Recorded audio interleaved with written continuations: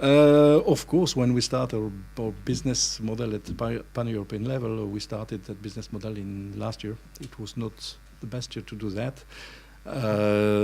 And we had a choice to do last year, is to decide, shall we reduce our team and then give a benefits in fact at the end of the year, or shall we stay with all our team and invest more on the products to be able to have a consolidated team when the market will start again. And that's the choice we done, and we are happy about that. As I said, significant investments means in fact short-term profitability, and it will be the same, I think, still 1 year or something like that, even if our results that you will know on Friday, because we announce on Friday the results of the first part of the year, should be quite better than last year. So, BSB today, strategy on track. For example, Gartner published this Monday, they published the Magic Quadrant of Gartner, and on the Magic Quadrant of Gartner, SoLife is already in the top 5 of the product in Europe. But I should prefer to see that in my accounting system that in the Gartner design, but it's already a good solution. What should be our future? We have a business plan for until 2011, and this means that at that time we should be in the top 5 in Europe. We will probably enlarge our activities to be able to address the software as a service market, the BPOs market, and the cloud computing. We are now hunter on the market to acquire some competitors. As I said, there are many small competitors everywhere in Europe, and the best way for us to go to a new country is to acquire a small competitor, and we have some opportunities today. We think that within 3 years we will be around 1,000 employees, of course with higher profitability. Normally a publisher should have between an EBIT between 50 and 20, and that's the target that we follow. After that, in 2013, we will apply a business model at the worldwide level, because I think that the competition should be no more pan-European, but should be, in fact, at European level. And we hope at the time to live, in fact, the alternate market and to go to the first market on Euronext. And this is the future, and this is my pleasure every day. Thank you. We were in finance, we stay in finance with Peter van Oevelen, who is going to explain us how Trifinance, who Trifinance is doing so well. I hear about Trifinance a lot of radio advertising, so you are going to explain exactly what you're doing. Please. I'm very pleased already that Alain says that he knows us from the radio. I hope some others also recognize our name, at least from radio websites and newspapers. We have been sending quite some money in the air recently to be around in the market. So at least that should ring a bell that Trifinance is around in the area. We're a very young company. We're founded in 2001. We're still completely privately owned. Gert Smit, former CEO worldwide of the Vedior Group, is the man who has brought in the ideas and also the money for the major part. Sometimes people ask me also, why Trifinance? It's nothing to do with trees in the forest. We could say it's tree because we had 3 founders, just like BSB. We have some similarities, I guess, with BSB, but that's not the real reason. We have also 3 types of services. We'll come back on that later on, but that's also not the real reason. We have 3 strategic pillars that we could use to explain the tree.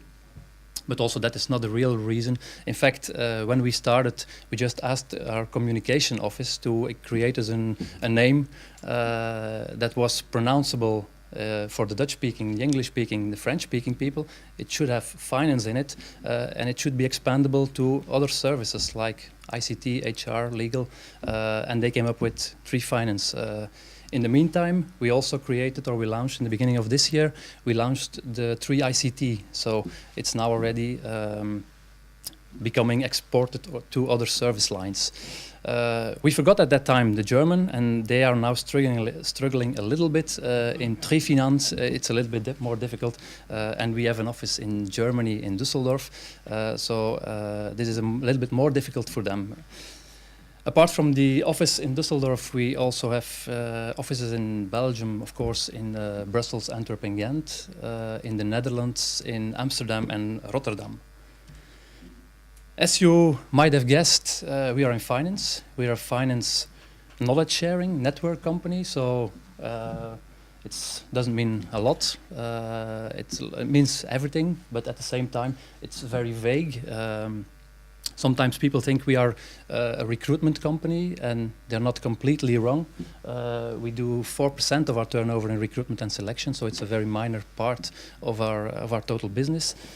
We do another 21% in interim management, financial interim management, and we do the majority of our turnover in projects, ranging from small continuity projects to support projects in major implementations or supporting acquisitions, always in a very pragmatical way. We'll touch on that later on as well.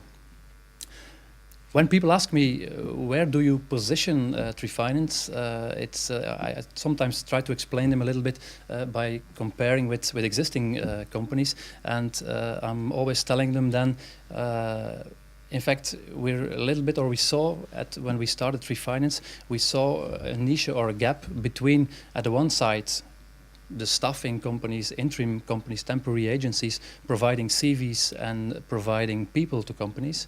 And on the other side, we saw the big four companies, the consulting companies, who were more providing conceptual advice, technical expertise.